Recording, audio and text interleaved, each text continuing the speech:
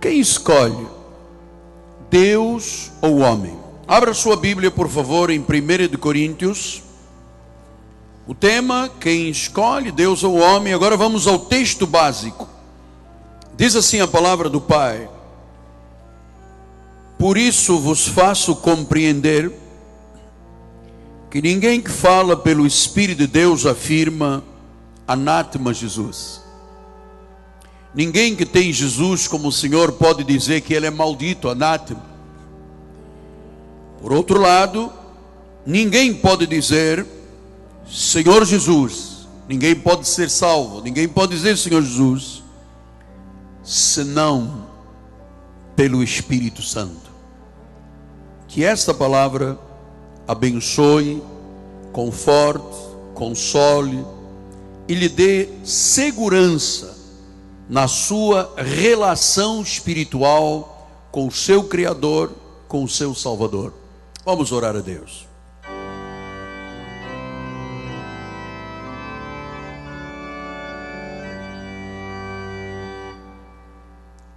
Senhor Jesus Cristo, a honra, o louvor e a glória te pertencem. Só Jesus é o Senhor. Só a fé pode salvar. Só a graça pode revelar.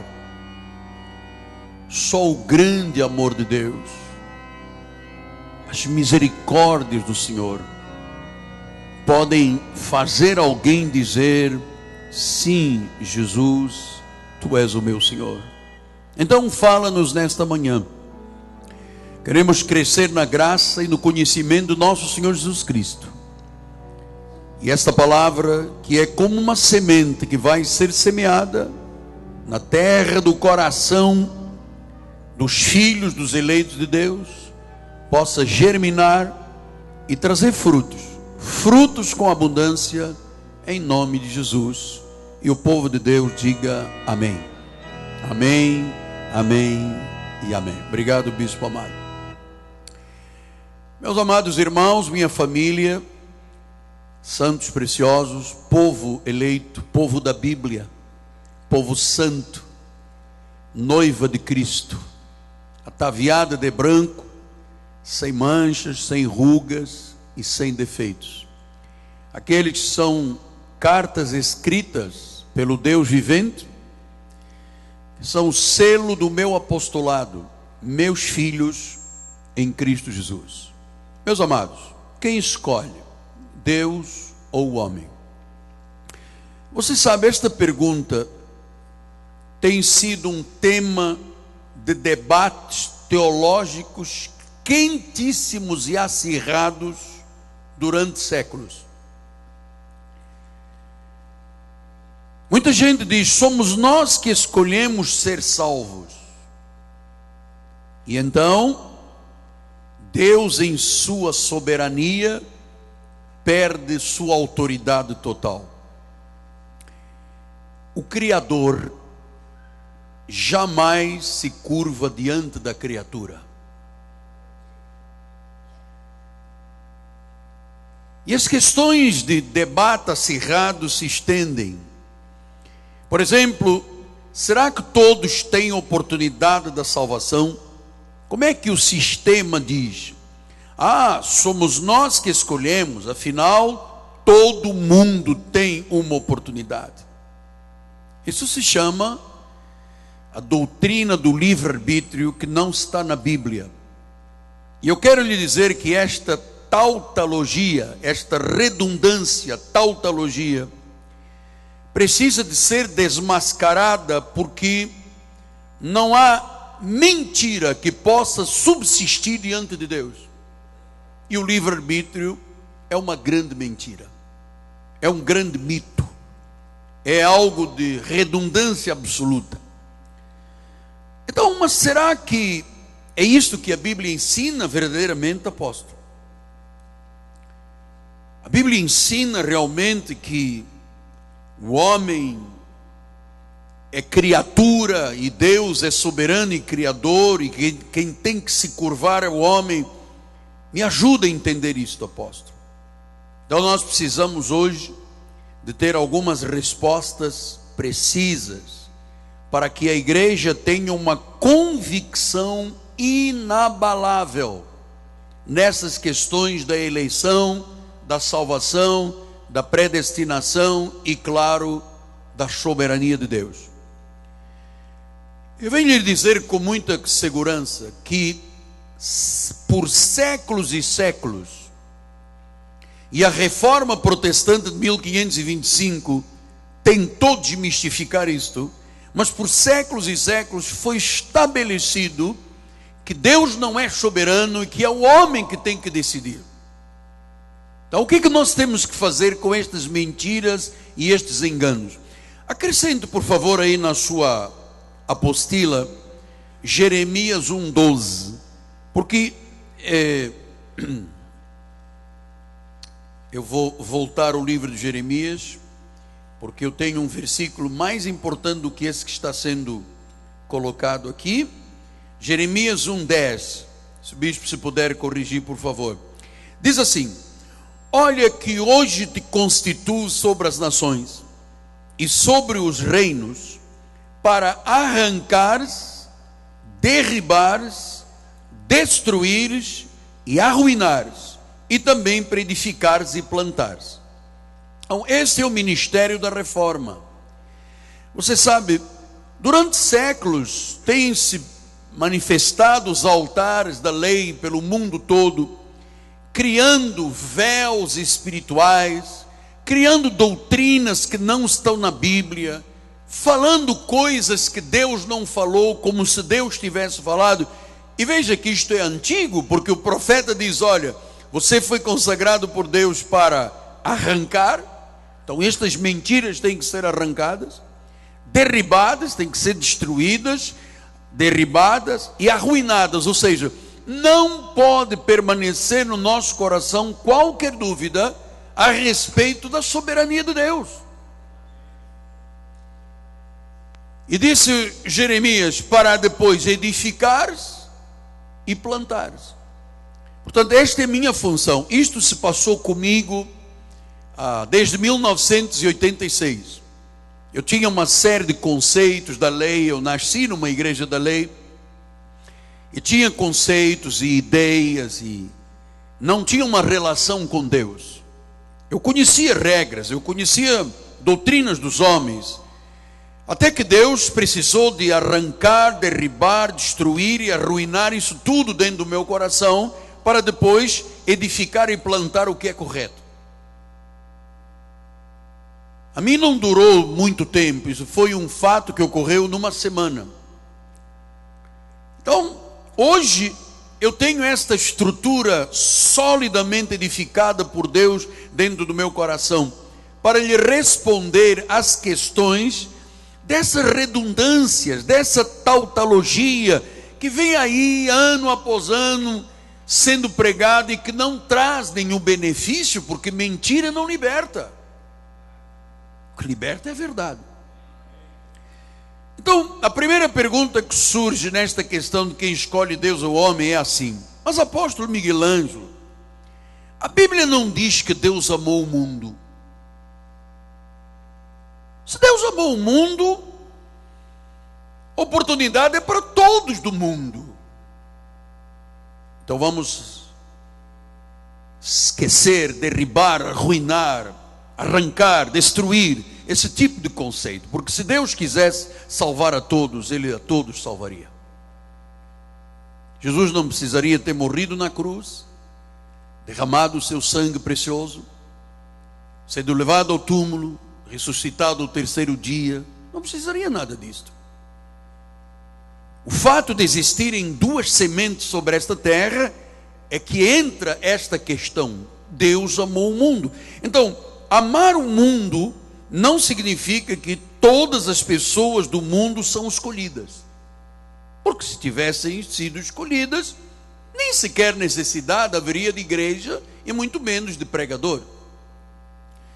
Então, você tem que aprender um fato muito importante.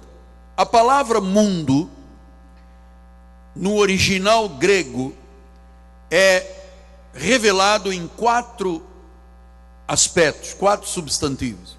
Primeiro, mundo na Bíblia pode ser a palavra grega cosmos, que quer dizer terra, o globo terrestre, ou pode ser o mundo okumene, o mundo dos eleitos da salvação, ou pode ser o mundo aion, o mundo da perdição, ou pode ser Sheol, o mundo abaixo da terra, o chamado inferno. Então, quando a Bíblia diz que Deus amou o mundo, Deus não pode ter amado o Sheol. Deus não pode ter amado Aion, o mundo da perdição. A Bíblia diz que Deus amou o mundo da salvação, o mundo pelo qual Ele se entregou, o Cumene. Então, se você fizesse uma leitura, diria, porque Deus amou o Cumene de tal maneira, que deu o seu Filho unigênito, para que todo aquele que nele crê, já tem que crer, não é que vá crer no futuro, quem sabe, não, aquele que crê seja salvo, tenha vida eterna. Você sabe que este aqui foi uma das grandes revelações que Deus me deu, porque eu, como sempre fui muito estudioso da Bíblia, eu passava por alguns versículos e dizia, que Deus amou o mundo, e depois diz que Deus não amou o mundo. Eu vou lhe mostrar aqui. E eu ficava perguntando, Senhor, tu amaste ou não amaste? Porque algumas passagens diz que Deus ama o mundo, em outras passagens diz que não, Ele não ama o mundo, nem veio pelo mundo.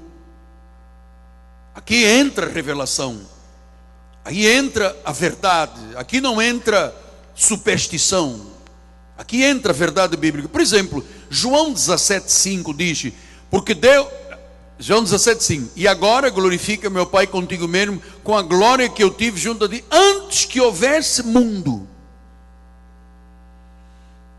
antes que houvesse cosmos, terra. Todas as coisas de Deus foi antes da terra se formar, antes da fundação do mundo. Depois no versículo 6 diz, manifestei o teu nome aos homens que me deste do mundo. Este mundo que me deste não é um mundo cosmos, é o mundo ocumene. Por isso é que tem que haver olhos iluminados. Isto nunca foi dito ao mundo, nunca nesta terra se pregou estas verdades. Sempre se disse, olha, você quer ou não quer? Jesus está aí, Ele oferece no mercado de bolsas, quem dá mais, e quem quiser, quer, quem não quiser, vire-lhe as costas. Amado, isso não pode ser assim, isso é uma mentira. Isso desvaloriza a soberania de Deus. Então ele disse que, manifestei o teu nome aos homens que me deste deste mundo. Do mundo qual? O mundo da salvação, ocumene. Versículo 9, é por eles que eu rogo, eu não rogo pelo mundo. Está vendo? Que aqui tem que entrar a revelação. Então ele diz que ama o mundo e agora diz que não roga pelo mundo. Qual é o mundo que ele não roga? É o mundo aion, o mundo da perdição. Então você já começa a ver nestes 3 versículos que se não houver olhos iluminados, se não houver espírito de revelação, a pessoa se confunde. Diz que Deus amou o mundo e agora diz, eu não rogo pelo mundo. Amou ou não amou? Roga ou não roga? Ele disse, não, eu não rogo pelo aion, não rogo pelo mundo aion, mas por aqueles que me deste, o mundo ocumene. Versículo 11, já não estou no mundo, já não estou no cosmos, na terra. Versículo 12, quando eu estava com eles, guardava no teu nome que me deste e protegi, nenhum deles perdeu, exceto o filho da perdição. Quer dizer que tem pessoas aqui na terra que pertencem ao mundo, são os filhos da perdição, o mundo aion. Versículo 14, eu lhes tenho dado a palavra e o mundo os odiou. Então Deus amou o mundo e agora diz que odeia? Quem é este mundo que odeia? Aion. E ele disse, porque eles, as ovelhas, os salvos, não são do mundo. Veja que se não houver realmente olhos iluminados, a pessoa não compreende. Não são de Aion. Os que me deste, os salvos, as ovelhas, não pertencem a Aion. Versículo de número 15. Não peço que os tires do mundo, e sim que os guarde. Do mundo qual? Do cosmos, da terra, ou do mundo ocumene. Versículo 16: eles não são do mundo. Ou seja, nós, as ovelhas, não somos de Aion. Versículo 21: a fim de que todos sejam um, como és tu, ó Pai, em mim, eu em ti, sejam eles em nós, para que o mundo creia. Quem é o mundo que vai crer? Ocumene. Versículo 23: ou eu neles e tu em mim, a fim de que seja aperfeiçoada a unidade, para que o mundo conheça. Qual é o mundo que vai conhecer? Ocumene. Versículo 25: Pai justo, o mundo não te conheceu. Quem é o mundo que não conhece? Aion. Depois ele diz em João 15:16: não fostes vós que me escolhestes. Quer dizer, se eu fosse Aion, eu nunca seria um escolhido. Como eu fui escolhido e você foi escolhido, nós somos do mundo Ocumene. Versículo 18: se o mundo vos odeia, quem é o mundo que odeia? Aion, mundo da perdição. Versículo 19: se fosseis do mundo, Aion, o mundo, Aion, amaria o que é seu. Mas como vocês não são do mundo, Aion, o mundo, Aion, diz assim: dele vos escolhi, por isso o mundo, ou Aion, vos odeia.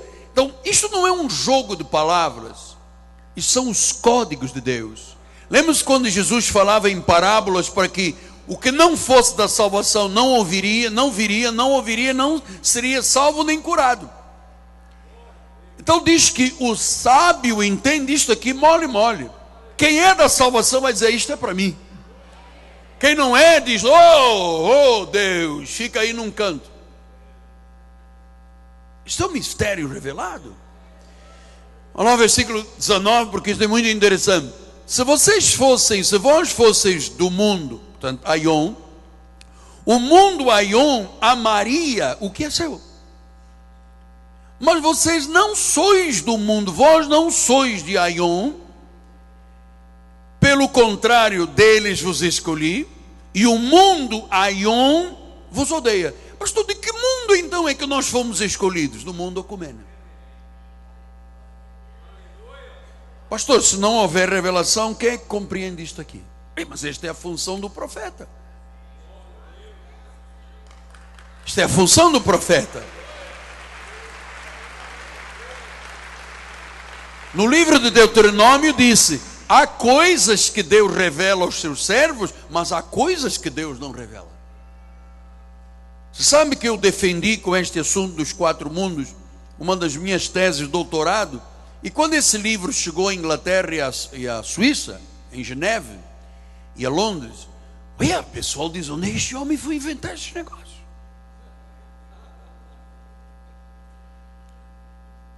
E me mandaram, eu tenho aí os diplomas, tanto da escola de la École Théologique de Zurique e de Geneve, e da escola de Londres.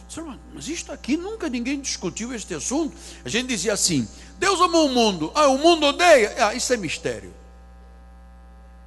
E fica no mistério. Só que o que é um mistério? É uma coisa que não é revelada. A Bíblia diz que o que era mistério foi revelado à igreja. Agora, qual é a única igreja que conhece isto? A Cristo vive.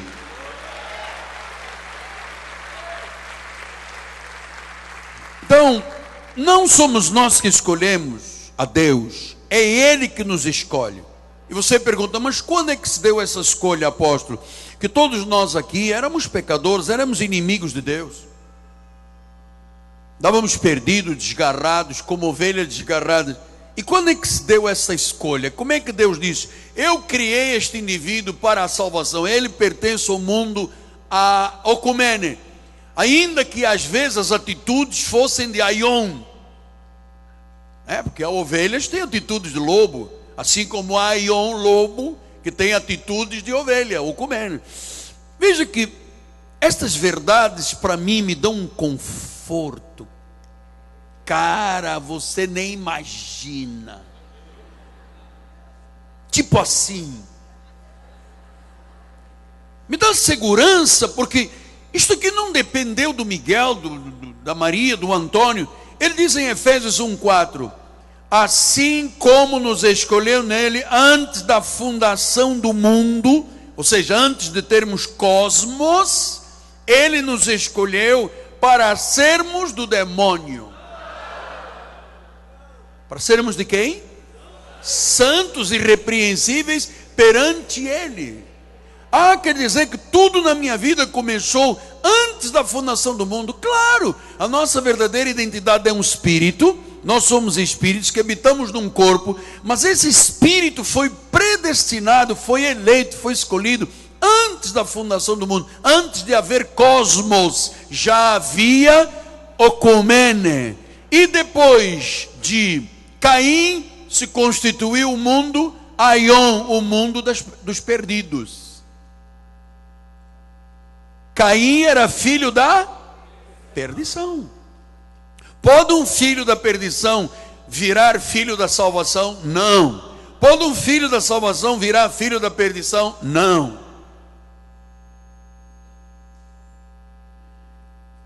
Então, se diz que é antes da fundação do mundo, assim como nos escolheu nele. Quer dizer, apóstolo, que o senhor não tem 63 anos? Não. Eu tenho 63 anos neste carrapátio aqui de carne. Mas eu sou muito antigo. Você nem imagina. No mínimo mais de 6.000 anos. E você também. O problema é que você pintou o cabelo e eu não. Ou pinto. Será? A bispa dá umas sacadas aqui para disfarçar a minha idade. Pastor, significa então, o senhor tem coragem de dizer que se foi antes da fundação do mundo, nós temos pré-existência? Temos. Esses planos de Deus não são os planos de Deus. Acorda um dia e diz: ei, rapaz, tínhamos esquecido do João. Ô anjo, escreva aí, João. São planos perfeitos. Ninguém pode negar, ninguém pode anular. Quando Deus diz sim, é sim. Quando Deus diz não, é não. E acabou. Eu vou lhe dizer uma coisa, eu estou aqui humildemente diante de Deus. Eu nunca tocaria na glória de Deus, nunca mais. Eu poderia cair aqui em cima. Apóstolo, quer dizer que se foi desde antes da fundação do mundo, significa que nós temos pré-existência. O senhor pode provar isso? Claro. Jó 38, 4, 7 diz assim: onde estavas tu quando eu lançava os fundamentos da terra? Diz-me, Jó, tu tens entendimento? Quem é que pôs as medidas da terra? Se é que sabes. Quem estendeu sobre ela o cordel? Quem é que deu as medidas da terra? Sobre quem estão fundadas as suas bases, ou quem lhe assentou a pedra angular? Quando? Então, diz que antes da terra ser formada e Deus dar as medidas da terra, diz que as estrelas da alva juntas alegremente cantavam e rejubilavam todos os filhos de Deus. Te peguei. Quer dizer então que estrela não canta. Não, estrela não canta. Então quem são essas estrelas que estão aqui cantando com os filhos de Deus? Os anjos. Os anjos. Diz que antes de Deus lançar o cordel, fazer a terra, criar todas as estruturas que Ele criou, Ele é o Criador, Ele é o soberano. Antes de tudo isso, diz que já estavam lá todos os filhos de Deus, com os anjos cantando. Estrela não canta. Então quer dizer, apóstolo, que eu já estava lá, amado, segura. Abrocha em los cinturones. Segura isto. Você tem pré-existência. Todos os filhos de Deus, todos, tanto judeus como gentios da salvação, todos foram criados antes da terra ser formada. Chama-se soberania. Por isso Deus disse a Jó: Jó, tu sabes porque nesse tempo eras nascido. Antes de formar a terra, eu já era nascido em espírito. E ele disse: grande é o número dos teus dias. Sérgio, quer dizer que nós no mínimo temos 6.000 anos todos. E andamos aqui firmes e fortes. E não tem velhice aqui na igreja.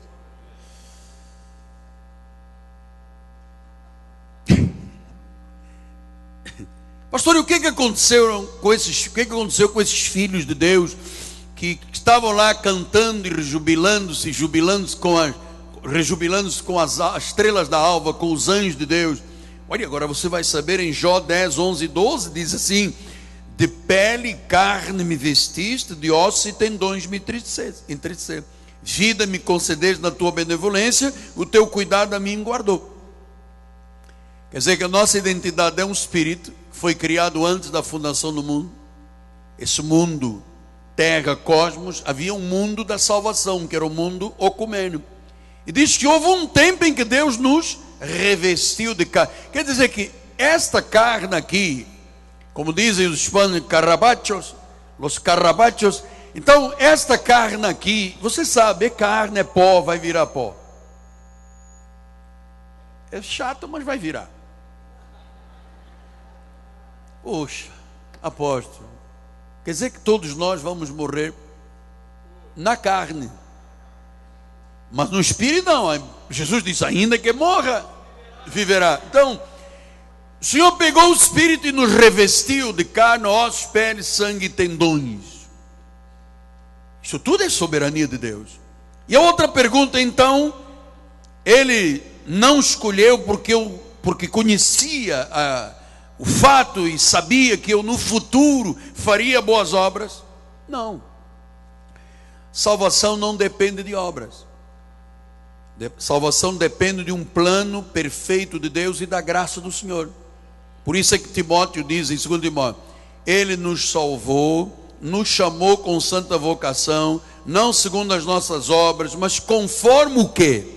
A própria determinação e graça que nos foi dada em Cristo.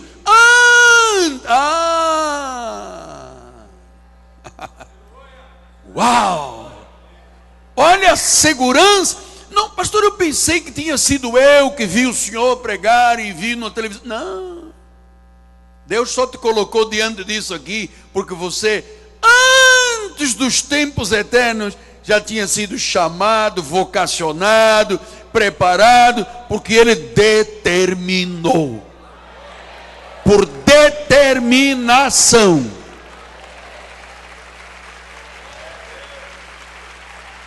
Quer dizer que se Ele determinou, esta determinação vem de uma palavra grega chamada prognosis, presciência. Quer dizer que Deus determinou que nós, antes dos tempos eternos. Onde é que nós estávamos então antes dos tempos eternos? Lá, quando as estrelas da alva cantavam e rejubilavam todos os filhos de Deus.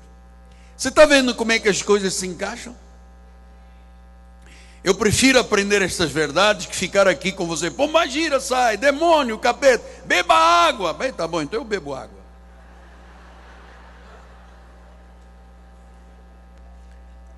Na minha terra tinha uma água tão boa, chamada água do rio Bengo.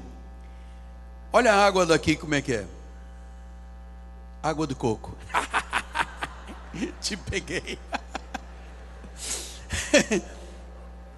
Graça que foi dada antes dos tempos eternos. Por isso é que diz aqui em Romanos 11, 12, assim, 9, 11, 12, e ainda não eram nascidos os gêmeos, não tinham praticado o bem e o mal, para que o propósito de Deus quanto à eleição prevalecesse, não por obras, mas por aquele que chama. Até agora eu já lhe mostrei muitos versículos, não há um versículo nas minhas 12 ou 14 mensagens dessa questão que diga se o homem tem livre-arbítrio. E ele disse: o que fora dito a ela, o mais velho será servo do mais moço.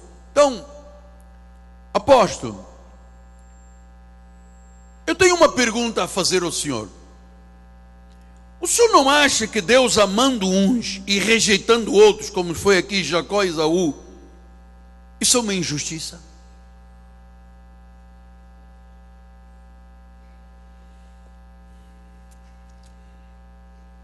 Eu sei que muita gente pergunta isso. Os da lei ficam questionando isso. Não, mas que Deus amou os vasos de honra, as ovelhas, e Deus rechaçou os filhos da perdição. Isso não é uma injustiça de Deus. Deus não disse que amou o mundo de tal maneira. Deus disse que amou o mundo ecumênio.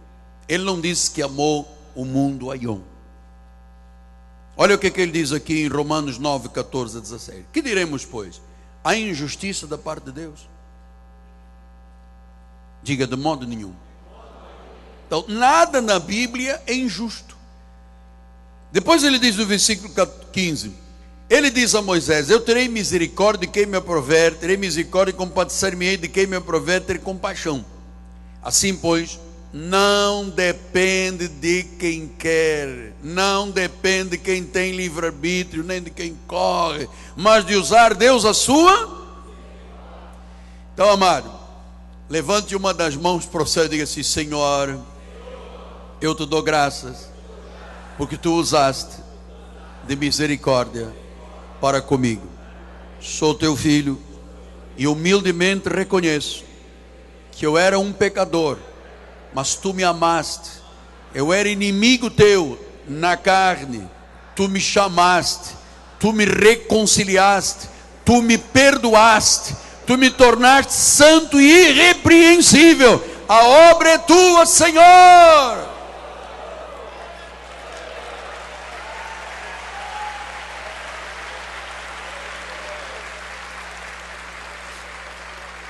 Pastor, mas eu tenho outra pergunta para o amado. Que direito Deus tem para agir assim? Amar uns e rejeitar os outros? Que direito tem? O direito que Deus tem sobre tudo aquilo que Ele criou. Romanos 9, 20 e 21 diz isso. Quem és tu, homem, para discutires com Deus? Porventura pode o objeto perguntar a quem o fez: por que me fizeste assim? Ou não tem o oleiro direito sobre a massa para do mesmo barro fazer um vaso de honra e outro de desonra? Então quem é o oleiro? Jesus. Tem direito ou não tem? Então a pergunta é: que direito ele tem de agir assim? Ele é soberano, tem todo o direito. Pastor, mas por que Deus escolheu uns e não escolheu outros? Bom, nos versículos 22 e 24 ele disse: que diremos, pois, se Deus, querendo mostrar a sua ira e dar a conhecer o seu poder, suportou com muita longanimidade os vasos de ira do mundo Aion, preparados para a... Pastor, quer dizer que Deus preparou gente para a perdição? Sim, a descendência de Satanás, de Lúcifer, através de Caim. Porque quando a Bíblia diz do mesmo a massa, que massa é essa? Não é massa de argila. Na Bíblia de King James Version diz assim: from the same womb, do mesmo ventre. Que ventre é que deu um para salvação e um para perdição? Eva. Abel da salvação, Caim da perdição. Um era vaso de honra, outro era vaso de desonra. Daí vem a linha dos vasos de honra e dos vasos de desonra. Apóstolo, mas onde é que a Bíblia diz que Deus faz a escolha da salvação? Eu já lhe mostrei alguns versículos, vamos ver mais. 2 Tessalonicenses 2, 13 e 14. Entretanto, devemos sempre dar graças a Deus, irmãos amados pelo Senhor, porque Deus vos escolheu desde o princípio. Ah, não fui eu que escolhi. Não.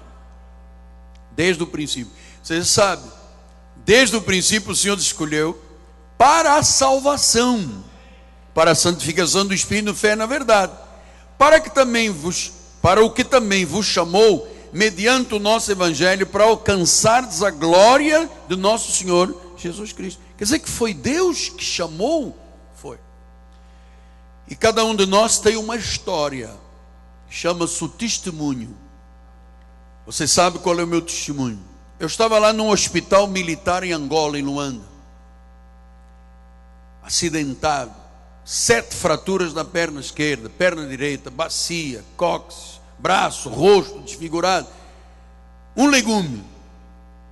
Naquele CTI, naquele recobro, estive lá 9 meses, cirurgia atrás de cirurgia, dramático. Um dia entra uma senhora com um livro, uma pasta que tinha um livro, uma bolsa de palha, passou por todas as camas e parou perto da minha. Eu estava cheirando mal, necroses, corpo apodrecendo, os tecidos, os ossos. E ela parou e disse: por que estás a chorar? Porque não era um anjo brasileiro, era um anjo com fala de português. Eu disse: porque estou a chorar, então estou aqui apodrecendo. Meti a mão no gesso, tirava bicho. Amado, isto é verdade, hein? Eu sou um milagre. Se você não acredita em mais nada, acredita em Deus através da minha vida. Amado, e você é um milagre, cara. Você é um milagre puro. Se Deus não tivesse te escolhido e te chamado, você não poderia estar dentro de uma igreja, amado. E muito menos pensar na eternidade.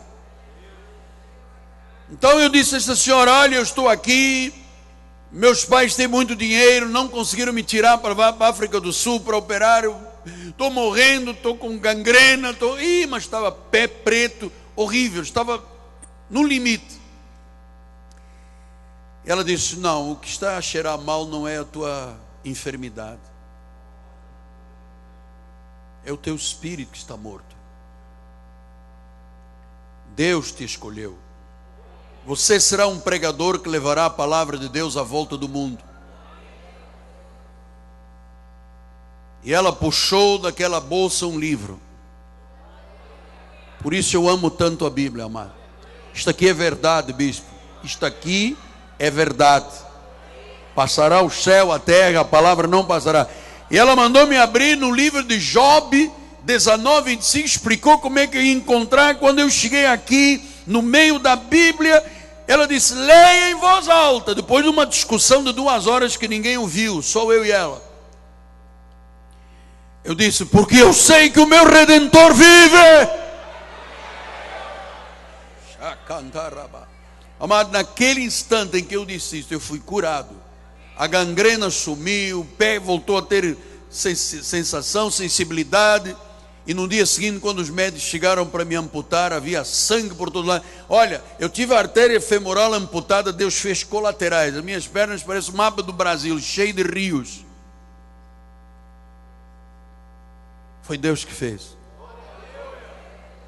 Agora, como é que eu vou chegar neste altar e diz: não, porque eu sou o rei da cocada preta?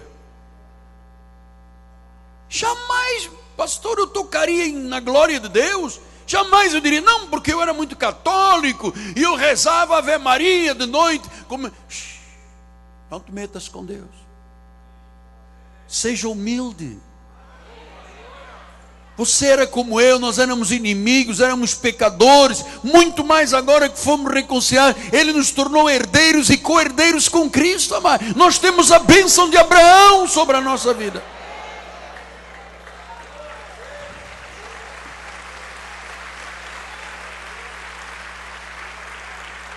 Mas apóstolo, não será que não foi porque eu quis buscar que Ele me deu a salvação? Não. O homem afastado de Deus nunca o busca. Romanos 3:10 diz: não há um justo, nenhum sequer. Versículo 11. Não há quem entenda, não há quem busca Deus. Todos se extraviaram, todos se fizeram inúteis, não há quem faça bem, não há um sequer.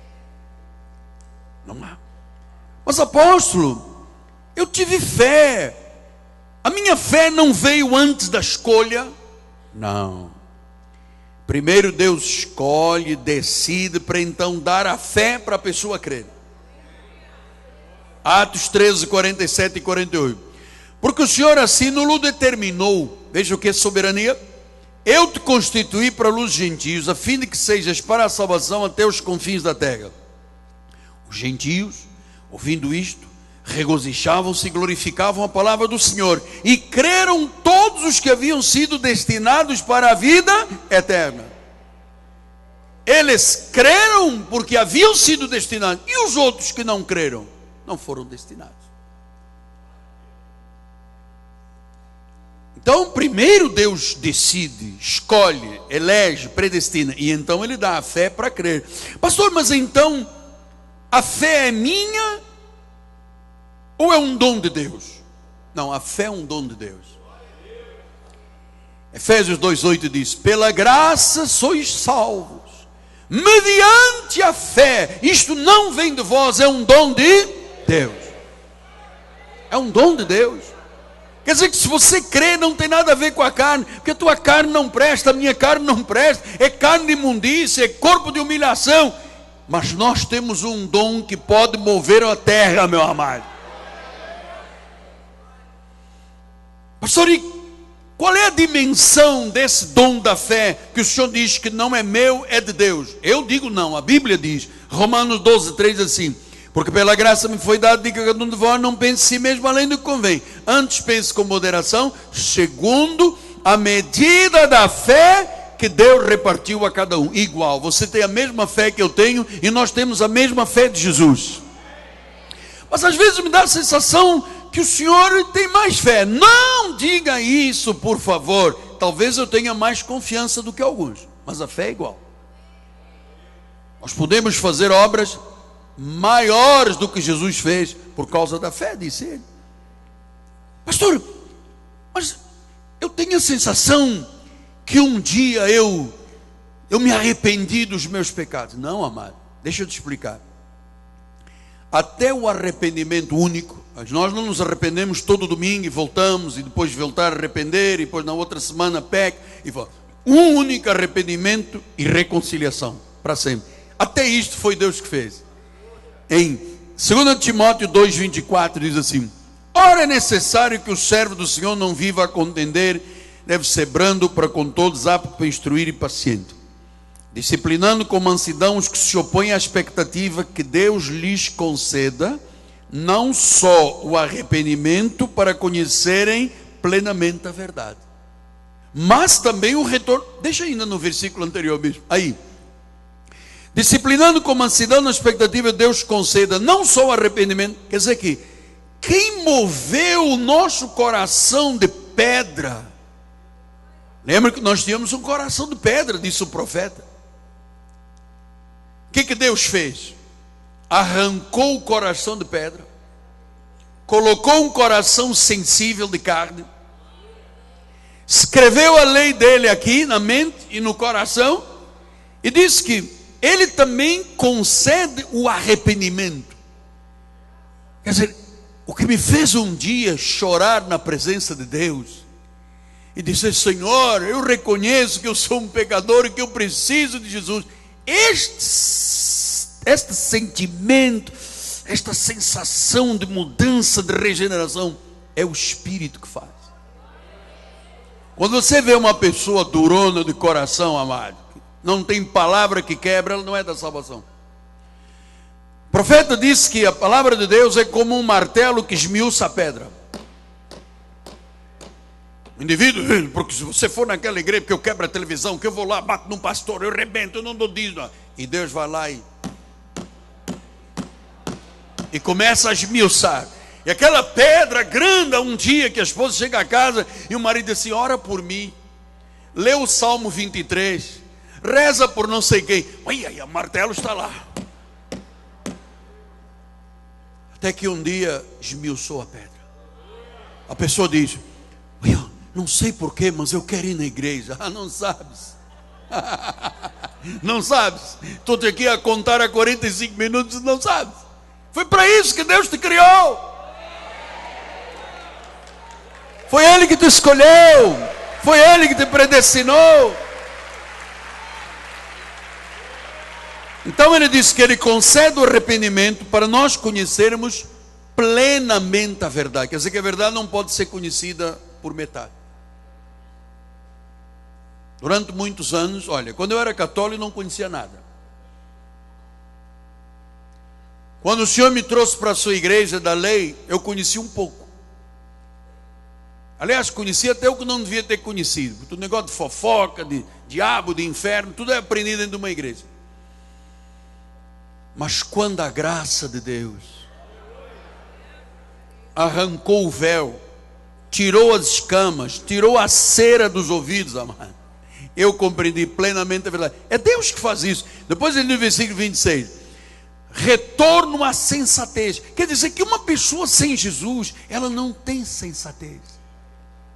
Ela vai, fuma um crack, cheira uma cocaína, bebe uma garrafa de uísque, adultera, rouba, mata, não tem sensatez.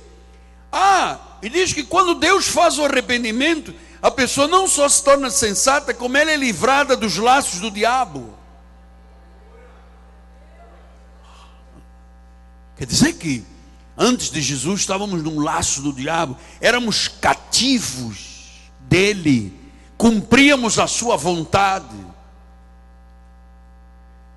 Olha o drama. Como é que depois pode dizer que o indivíduo assim nesta situação um dia diz: eu decido ser salvo? No laço do diabo. Quem é que tira do laço do diabo? Ninguém. Se não for Deus, ninguém. Quem é que retorna à sensatez? Quem é que tira do cativeiro? Quem é que faz cumprir a vontade dele? Versículo 27 disse, é só 24 a 26. Eu tinha a Bíblia toda, é só 24 a 26. Cativos para cumprir a sua vontade. Então, cumprir a vontade de Deus não depende do homem, é Deus que faz a obra. Você não sabe nem explicar o que te faz vir à igreja, o que te faz aplaudir o Senhor. Isso é coisa do Espírito. É o Espírito Santo que testifica com o teu Espírito. Tu és um filho, e filho uma vez, filho para sempre, salvo uma vez, salvo para sempre, ungido uma vez, ungido para sempre. É o Espírito. Então, só a verdade liberta e cria uma relação perfeita entre o homem e Deus. Só a verdade. Então, amado, antes do último versículo, eu queria dizer-lhe que eu já usei esta expressão, pode parecer redundância, mas não é. Eu estou aqui hoje, e lhe digo isso que é a minha vida há muito tempo, humildemente submetida à soberania de Deus. Ele quis ter misericórdia de mim, Ele quis ter compaixão. Eu era um pecador, era um inimigo dele na carne, e hoje sou salvo por graça. Então, eu estou aqui submetido, humildemente lhe digo, amado, eu não teria nenhuma condição de estar aqui em cima desse altar, cuidando da tua vida, apacentando-te, pastoreando-te, tirando os véus, as escamas, abrindo os teus ouvidos, mostrando-te a sã doutrina. Agora, apóstolo, termine aí, porque o senhor já respondeu muita coisa. Por que o senhor com esta mensagem não há uma revolução no mundo inteiro? Você deve perguntar isso a Jesus, porque ele mesmo poderia fazer e haver uma revolução no mundo todo. O que está passando exatamente, apóstolo? Que há uma luta tão grande das ovelhas com as verdades de Deus. Você entra na internet, é um absurdo, é ridículo. Páginas e páginas e páginas e páginas de pessoas contradizendo Deus, lutando. Depois assina assim no fim: pastor fulano de tal, da igreja tal, dá o telefone, dá o CPF, sabe? O indivíduo se orgulhando de estar discutindo e contradizendo Deus. Chega a vergonha de pessoas dizerem assim. Quando eu andei discutindo esses assuntos com alguns líderes, teve um líder grande aí no Brasil que disse assim: Deus se equivocou. Aí eu disse: em nome do Pai, do Filho e do Espírito Santo, estou diante de Nossa Senhora da Aparecida. Quer dizer que Deus se equivocou? Sim, isto é um equívoco de Deus. Agora eu compreendi como é que o homem é absurdamente soberbo, trapo de imundície, que quer mexer com a glória de Deus. Só que Deus diz: eu não divido a minha glória. Ou você me dá glórias a mim, como foi com o rei que ficou lá comido por bichos no trono. Eu queria terminar mostrando Jó 13, 1 a 4. Eis que tudo isso viram os meus olhos, e os meus ouvidos ouviram e entenderam. Então eu espero que você entenda, ouça, compreenda que eu estou lhe mostrando na Bíblia. Não estou usando um versículo: eis que estou à porta e bato. Isso é redundância, isso aí não serve. Estou lhe mostrando todo um contexto seguro Não estou aqui brincando com a sua alma. Você depende destas verdades para ter uma relação com Deus. Então ele disse: olha, eu ouvi, eu compreendi, eu entendi. Depois ele disse assim: como vós sabeis, também eu sei. Não sou inferior. Mas falarei ao Todo-Poderoso e quero defender-me perante Deus. Vós, porém, besuntais a verdade com mentiras, e vós todos sois médicos que não valem nada. Então, Jó estava se defendendo perante Deus, porque ele recebeu os 3 amigos, criticando, julgando, e disse: olha, vocês sabem qual é o vosso problema? É que vocês falam umas coisas de verdade, mas depois besuntam com mentira. Eu vou dizer, a igreja chamada a igreja de Jesus Cristo está enferma, porque besunta a verdade com mentira. Olha, porque Jesus salva, vem aqui na igreja e bebe esta água. Isto é besuntar a verdade com mentira. Se você colocar esse óleo na cabeça, isto é, Jesus cura, mas o óleo na cabeça já é besuntar a verdade com mentira. E é assim que a igreja está. É desnecessário. Ah, porque tem que batizar nas águas. Se você não batizar nas águas, amado, isso é uma heresia. Isso é dizer que Jesus fez uma obra incompleta. Ele não carregou os pecados, ele não foi à cruz do Calvário. Isso é voltar à lei, isso é voltar ao antigo pacto.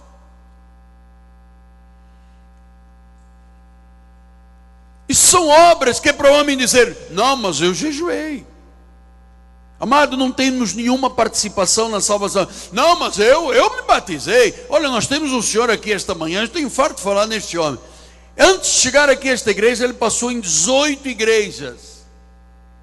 18, batizou-se 18 vezes.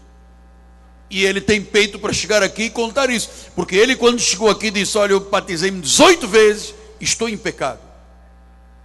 Eu disse: então você veio ao lugar certo, porque o que te vai lavar não é a água, o que te vai lavar é a palavra. E hoje está aí um santo aí. Então, se você besunta a verdade com a mentira, você é um médico que não vale nada. Então nós temos aí muitos médicos espirituais que não valem nada. Quarta-feira vai ter o capeta, vai acabar, porque o demônio, vamos tirar o demônio. E as pessoas vão. Eu vou lhe dizer uma coisa. Se eu anunciasse aqui que domingo que vem eu ia ter um óleo que eu peguei no dedo de Deus em Teresópolis, na unha. Olha, esta rua teria que ter polícia, meu amado. Ia dar pancadaria na porta. Eu queria terminar dando um testemunho. Eu estudei numa faculdade nos Estados Unidos um período. Não posso dizer o nome porque a pessoa já não está aqui, já foi para o descanso eterno. Mas uma das maiores faculdades do mundo, faculdade teológica. E esse homem era um esplendor para Deus nesta terra. Pessoa tremenda. E um dia ele começou a colocar, ele sabia a Bíblia toda de cor. Eu o vi pregar no seminário, sabia os livros todos de cor para trás, para uma coisa tremenda, era um gênio. E um dia ele começou a deixar a Bíblia de lado e começou com superstições. O Senhor me deu uma visão que tinha um anjo que me disse o seguinte, que eu tinha que distribuir uma imagenzinha do anjo em cera. Se você me mandar $1000, eu lhe mando um anjo de cera. Então as pessoas, o anjo, você tendo isto aqui, você vai ganhar milhões. As pessoas precisaram mandar dinheiro e ele mandando um anjo de cera. Depois chegou um período de Natal e disse: Deus me disse que se eu desse uma vela vermelha para você e você me devolver uma vela verde e mandar mais $1000 juntos, mas a luz vai fazer, vai acontecer. E começou. Agora Deus me deu um pedaço de um tecido da cruz, não sei de quê, e pedaço disto e pedaço daquilo. E um Deus disse um dia para ele: para. Você foi o homem da palavra nesses Estados Unidos o mundo inteiro veio ter a sua faculdade. Para. Já basta de humilhar o meu nome. E um dia ele voltou e disse: Deus me disse que... E começou a criar superstições. Ele mandava um tecido com umas sementinhas coladas, e a pessoa depois devolvia com dinheiro, tirava uma semente, botava uma engrenagem, besuntar a mentira com a verdade. E Deus disse: ok, então vamos fazer uma coisa. Para de respirar, para o coração, para o cérebro e vem para mim. E um homem que foi talvez a figura mais importante do mundo descansou prematuramente.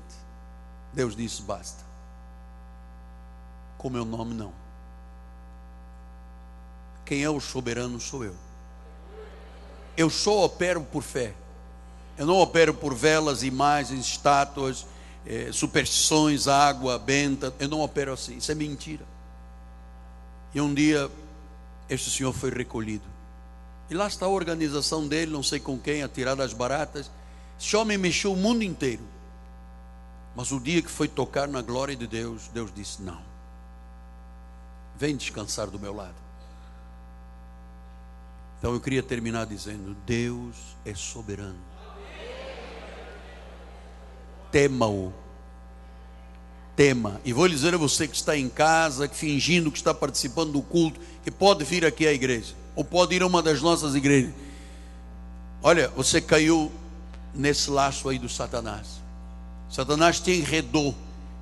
Você faz culto em casa. Culto em casa é para quem não pode vir à igreja.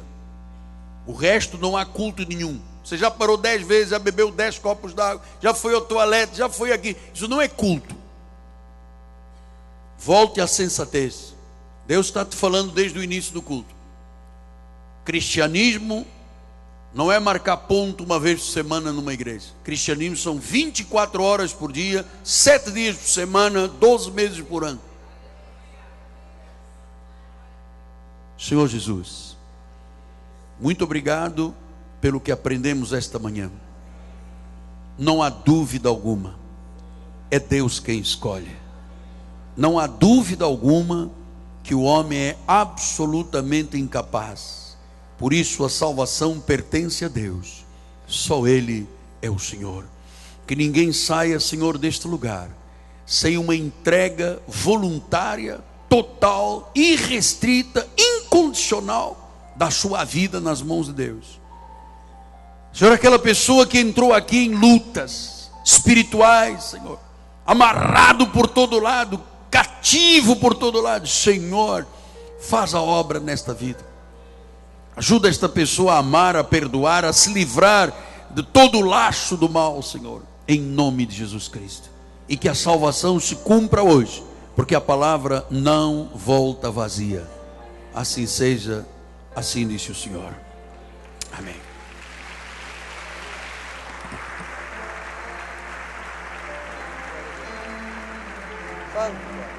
Sobre os céus tu és Senhor absoluto.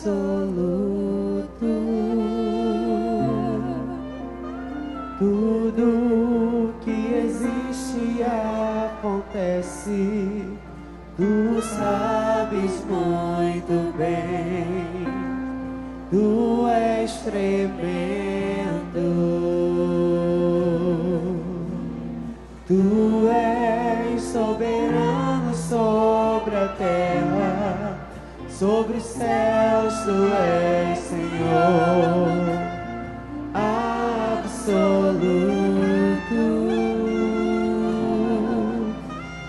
Tudo que existe acontece, tu sabes muito bem.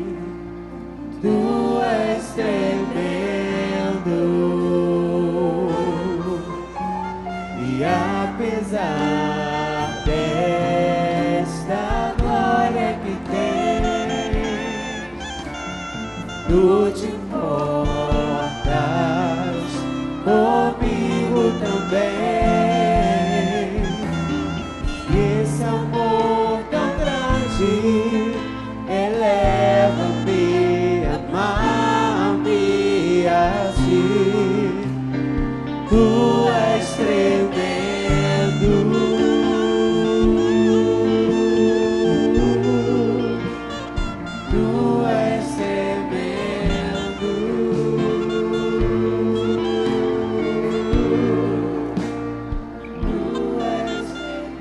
Tu és soberano sobre a terra, sobre os céus, tu és Senhor absoluto.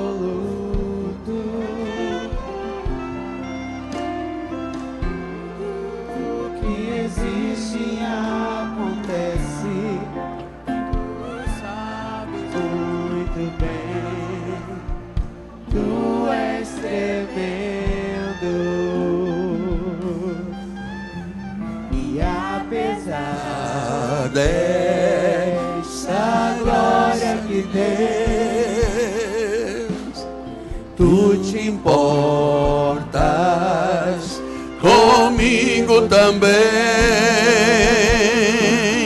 E esse amor tão grande eleva-me, amarra-me a ti. Tu és tremendo,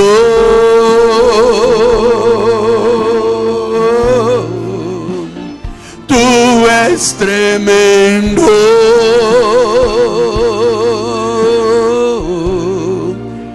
tu és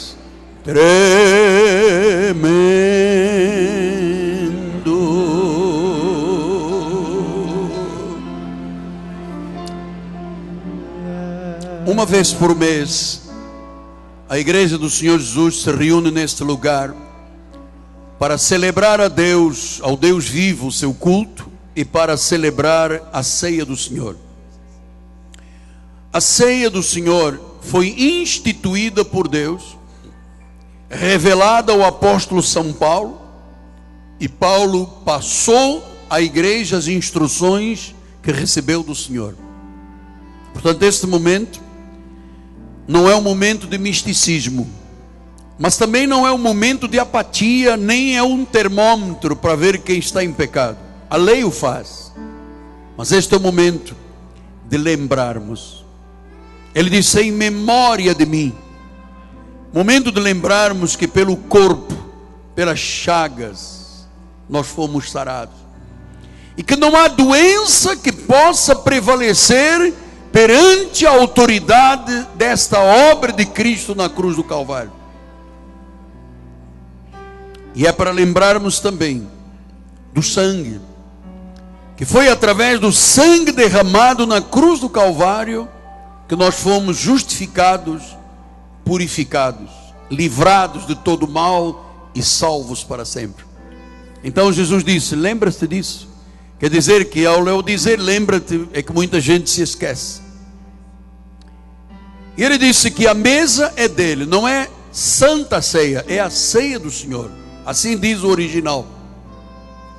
E ele disse que muitos dormem ou adoecem porque ao tomar parte da ceia do Senhor, tomam em pecado, em desleixo espiritual, em desajuste, tendo problemas com um, problemas com outro, falta de perdão. Ele disse: olha, muitos dormem.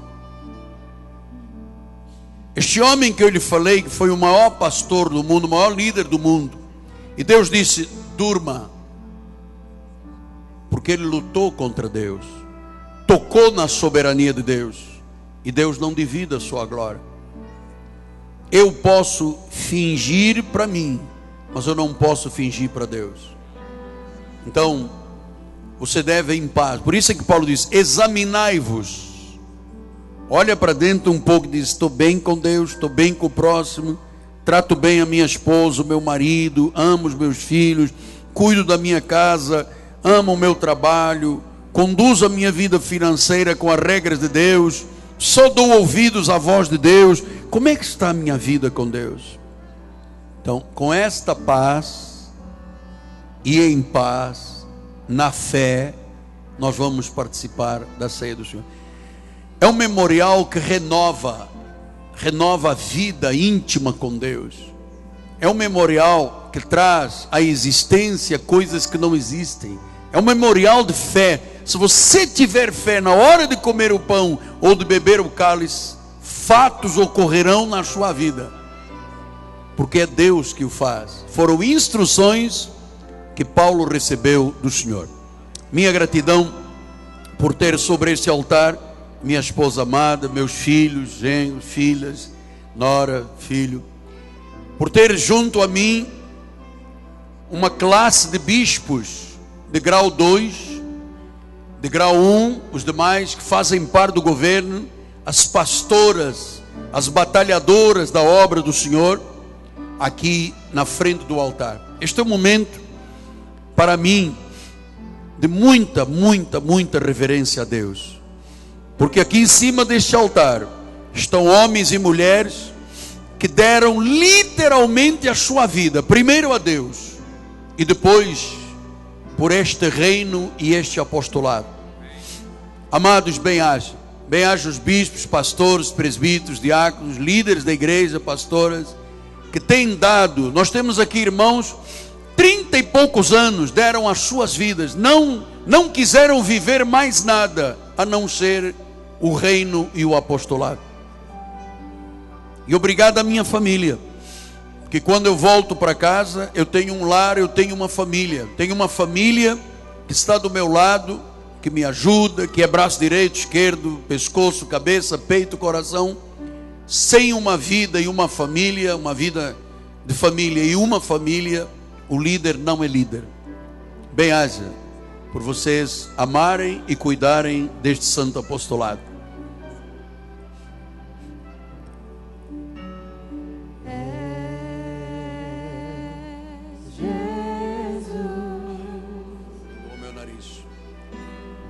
Naquela noite em que o Senhor foi traído,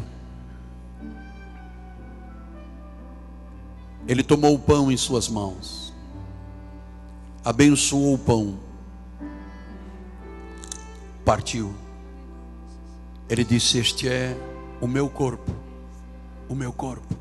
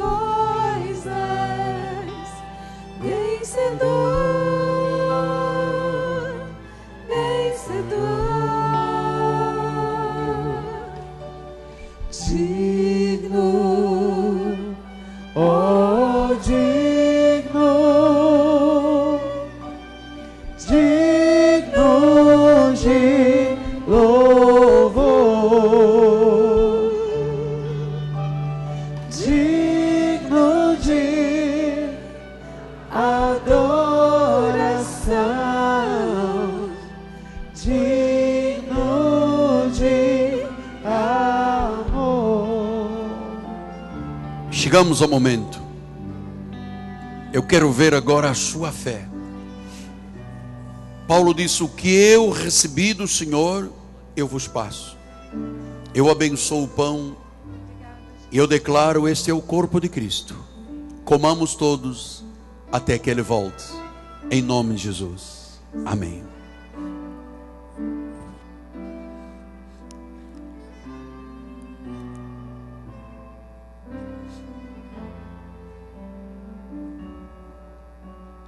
Tu que estás entronizado entre os querubins da glória, tu que estás entronizado.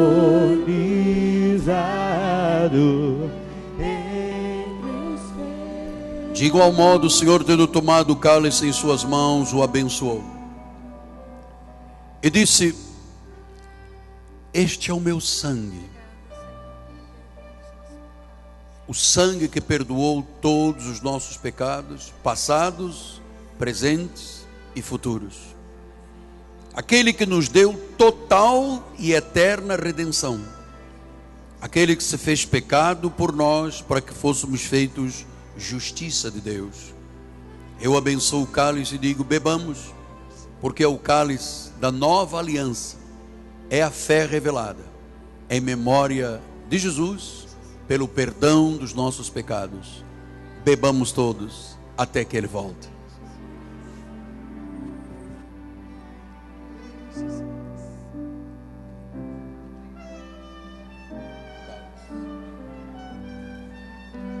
Da nova aliança.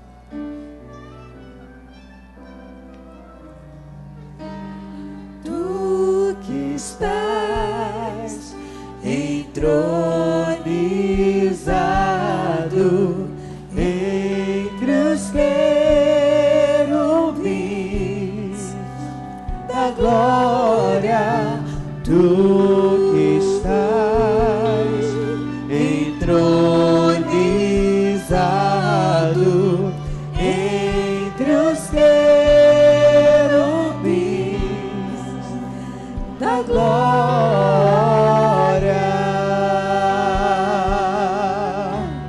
digno, oh digno, digno de louvor, digno de adoração, digno de amor, digno, oh digno, digno de louvor, digno de adoração, digno de amor, é o Senhor,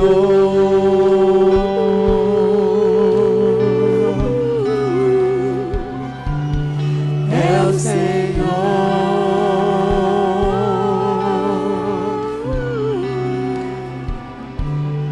é o Senhor, é o Senhor,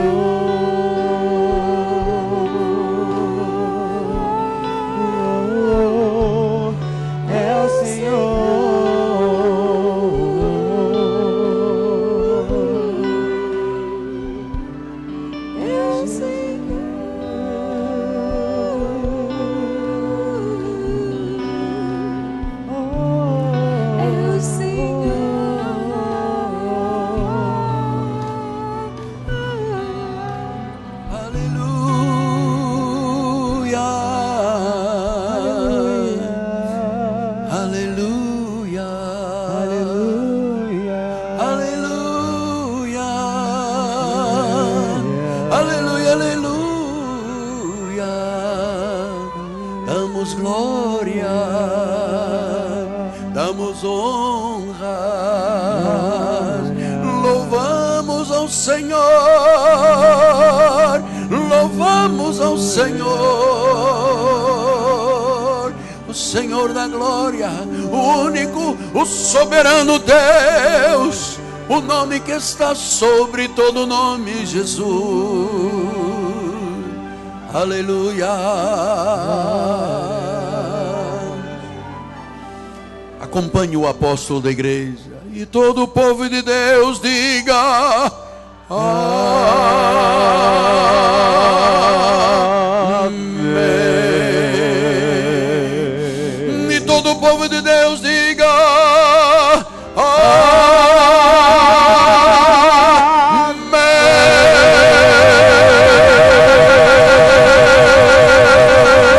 amém. Graças a Deus. Graças a Deus. Amados, eu louvo a Deus por sua vida, por você amar Jesus e amar este apostolado. Profetizo e semeie em teu coração a semente da vitória, o melhor mês da tua vida. Maio, bem-vindo! Vivamos gloriosamente. E o povo de Deus diga amém, amém e amém. Vamos todos ficar de pé.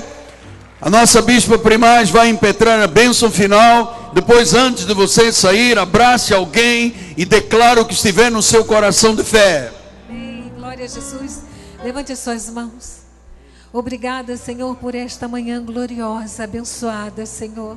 Obrigada porque saímos daqui na certeza que foste Tu que nos escolhestes, Pai. Obrigada, Senhor, por todas as bênçãos que nós alcançaremos nesse mês de maio, Senhor. De antemão recebemos, tomamos posse e te agradecemos, Pai. Pai amado, dá ordens aos teus anjos que leve o teu povo em paz. Guarda-nos, Senhor, por onde passarmos. Livra-nos de todos os males, Pai. Porque nós sabemos que a tua graça, o teu amor e a tua misericórdia nos seguirão todos os dias. Saia daqui feliz, porque Deus te escolheu para Ele. Graça e paz. Aleluias. Glória a Deus. Boa tarde a todos. Aquele mês vitorioso. Bem-vindo, maio. Graças a Deus.